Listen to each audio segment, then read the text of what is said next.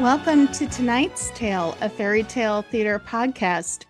We are going through every episode of Shelley Duvall's Fairy Tale Theater in alphabetical order. I'm your host, Emily, from Atlanta, Georgia. I'm joined by my co-host, Eric.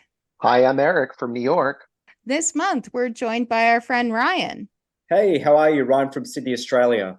It's wonderful to have you. We are reviewing this month the episode Rip Van Winkle. But Ryan, before we get into that, can you share a little bit of background as to how you first discovered fairy tale theater, what your history is with it?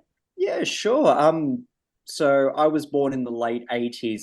My sister's about 4 years older than me, and mum used to rent for us from the video store films that she grew up with. So a lot of the Alfred Hitchcock films, a lot of the Universal classic monster films. But once in a while, she would throw in a VHS of Fairy Tale Theatre or Jim Henson's The Storyteller. And I think the very first episode I saw was, I think it might have been Rapunzel. A fantastically weird episode. It is weird. But yeah, so we watched a handful of them, and it's one of those things that never left me. Shelley Duvall's prowess as a producer, as someone who, invited so many like-minded collaborators, that kind of informed the career path that I took, which was film and television production. So I thank people like Shelley, people like Jim Henson and Walt Disney for inspiring something to strive towards, a career ideal. That's such a beautiful thing to say. And I love how you included Shelley in that list. That's such a beautiful, Oh, beautiful. she was a producing powerhouse, and she had her finger on the pulse of, like, you see people like celebrities' names attached to series, and you often wonder, well, how involved are they in the day to day and in the creative decisions and the artistic decisions? And I would say on something like Fairy Tale Theatre, she had her finger on everything, from the casting, from what artists inspired the art direction, from who was directing the episodes. So I think she was a boss. Here, here. Well said. Now, Ryan, I do have a question for you because we've had Yes. some guest hosts from Australia, and my understanding is there were some episodes that never made it to Australia, at least in the 90s on VHS. Were there some you just could not find over there? Well, the funny thing was, ironically, tonight's episode, I don't think even had a VHS release here. Wow. But like it was less about what had a VHS release and more about, like I said, by the time I was really into fairy tale theatre, which would have been in the early 90s, when I was about like 4 or 5 years old, not many video stores, fairy tale theatre was considered a relic. They were kind of like, oh, they're not doing very popular, so Aw. they would kind of take them off the shelf. So, like, I mean, it wasn't until the DVD release that I finally saw a good chunk of them. Wow. Yeah. So, like I said, fairy tale theatre was not a popular There was a thing. disconnect. Yeah, it was not popular here. And thanks, Mum, for gravitating towards the Gustav Klimt inspired VHS cover of Rapunzel and bringing that home, because, that was the gateway drug. I love that. I would say it's very similar. It wasn't super popular here. No, it wasn't. I'll back Eric up on that too. But And I most, discovered it because my mom, had rented it for me when I was really young. My mom knew who Shelley Duvall was and knew who a lot of these actors were, and she found the series. So I would say the same thing for me, really. I mean, a lot of my friends in school, they would watch fairy tale theater at my house because I had them, probably because I Hmm. forced them to. you But never like told me this. I never had friends that like in growing up in school that like actively knew and liked that series. Oh, same. I No, totally agree. I, yeah, I don't know anyone apart from like my own family who knows the series. And the funny thing was, when you grow up and you become nostalgic for things, and like, this is nostalgic for us. This is not nostalgic for my sister. And this is something she's not raising her kids on. So it's like I feel like I'm kind of carrying the baton, keeping this weird but beautiful thing alive. Oh, You guys are doing you guys are, the fan base in America is doing a very good job, and getting in touch with Shelley and everything like that, which warms my heart. oh, we try. Thank you.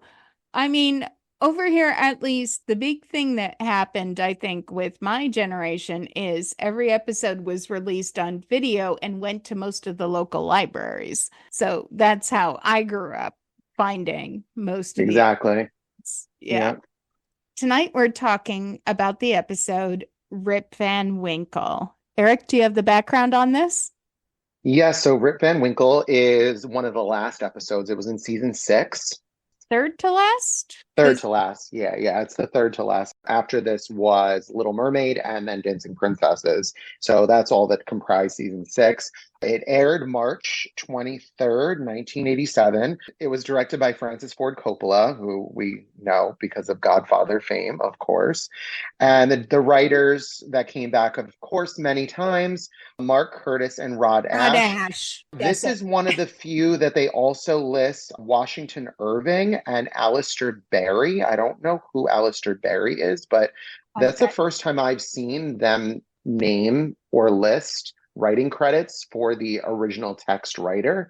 And when I was watching it, I did reread the beginning of the text. There was distinct full quotes from the original text. So that might be why they gave direct writing credits to Washington Irving for this episode. So that's kind of Oh, cool. I never saw that before. that's very interesting. That Yeah. actually leads me into one of my first questions. How familiar are we all with the original story by Washington Irving? And I'll go first because I probably have the shortest answer. I've never read it, and shame on me because I've literally been to Washington Irving's house. I've sat on his deck. I've bought books of his work in his house. It's in Tarrytown, New York. It's not that far away from Eric's house, by the way. But I'm, Literally 10 minutes. yeah, Literally 10 minutes from my house. yeah, Eric and I had dinner in his town last week. This is not a faraway place. I'm ashamed to admit I've never read this story and I have no excuses for it. Eric, how familiar are you? You literally live in the author's backyard. I'm pretty familiar with Washington Irving's works. I started to reread this in preparation for this, and to be honest, I just couldn't finish it. Oh, that's awful. Sorry. But I have read this before. It was sparking memories for me. So when I started to reread it, I don't love this story, so that's why I couldn't reread it. But I'm sorry. But I tried. I tried. Let's also give pause and remember that Washington Irving, great American writer, he's famous for two stories. One is Rip Van Winkle and the other is The Legend of Sleepy Hollow. Yeah, that's the one I like. I like Legend of Sleepy Hollow, and I've read that many times. So I mean Sorry. I think the one does suffer in comparison to the other. I think there's a little bit of that. But Ryan, I think you might be our saving grace here. Well, obviously, being Australian, Rip Van Winkle isn't a text they teach you in school. But I'd say my first exposure to the story was actually a 1965 episode of The Flintstones called Rip Van Flintstone. Are With you kidding me? yeah, with Fred as the Rip Van Winkle character. And Right, that's what I thought. This was one of the ones that wasn't released in Australia. no, I don't think there's Wow, Australian art for a cover for it. that's crazy. Although I do love that your first memory of Rip Van Winkle is the Flintstones. I mean, talk about Americana. Brilliant. So, what is the very first thing that springs to mind when you think of this episode, Ryan? Oh, two things. Of course, number one is Harry Dean Stanton. Man, I think I would say that that's my favorite performance in the entire series. wow. That's a You bold know, statement, sir. it's a bold statement. Like I said before, I'm a huge Christopher Lee, Vincent Price fanboy. So I adore this performance. Rip Van Winkle's a bit of a deadbeat, but he's a ridiculously likable deadbeat. And I just love him. And the second thing that I just think of is, and this is me being the film nerd that I am, it's Yeiko Ishioka's art direction on this series. Yeah, I could see that. That was my big thing that I thought of, which is the art direction. What I wrote down, first thing I thought of, what the heck is up with this art direction? It is bizarre. It is strange. I remembered seeing it as a kid and going, I don't understand. There's mountains growing when he stands up. There's a fish that's bigger than him that becomes the size of his hand. I remember I saw it as a kid and I went, in what universe does that art direction make sense? In the Coppola universe. It's funny. So Ieko Ishioka, so she's credited for artistic concept in the end credits for this episode. The story with her was that Francis Ford Coppola discovered her work because she did the Japanese poster for Apocalypse Now. They worked on this, and then, of course, their most famous collaboration, she did the costumes for Bram Stoker's Dracula. Did she? Yes. Wow.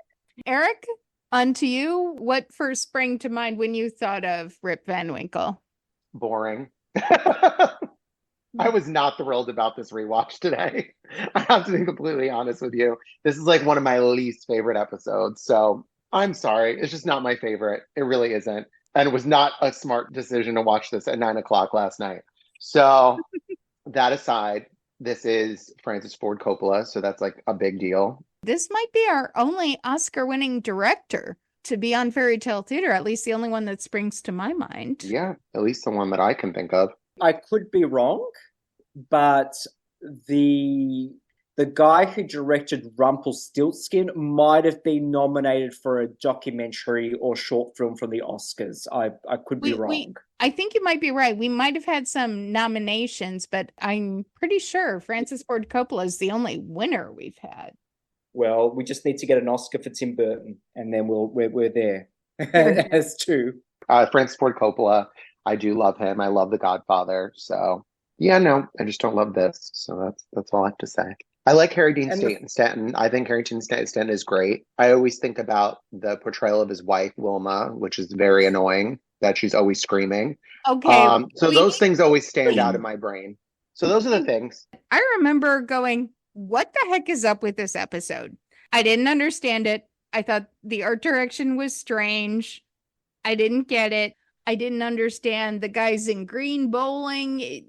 I think I saw this when I was too young. I think this is one of the very few episodes that I actually saw on Showtime when it originally aired. So I would have been like 5 or 6 when I first saw it. Did you think differently about it on this rewatch? We'll get to that, but I'm talking about my first reactions. I remember being kind of spooked out by the guys bowling in green.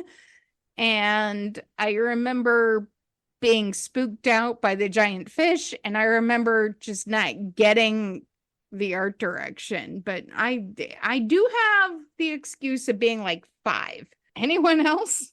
I have the excuse of being a person going through their quarter-life crisis when they first watched the DVD release. First time watching it, I was enamored with it. And actually, I do agree with Eric. It could be considered boring. It's very slow, but it's so I would say it's slow, but confident in its atmosphere. Ooh. I mean, if maybe if it makes you asleep, it's probably doing the right thing, Eric. I don't know. No, not for me. Not for you. Okay. It's just very slow. It doesn't like I want the princesses, I want the magic. This is on the IMDb page. It does say that this is almost like a backdoor pilot to Shelley's follow-up series, American Tall Tales and Legends. It totally was. So it kind of does make sense that Shelley put this towards the end to kind of be like, well, this might be what's coming up next, because she might have just been kind of still toying with the idea when she filmed this.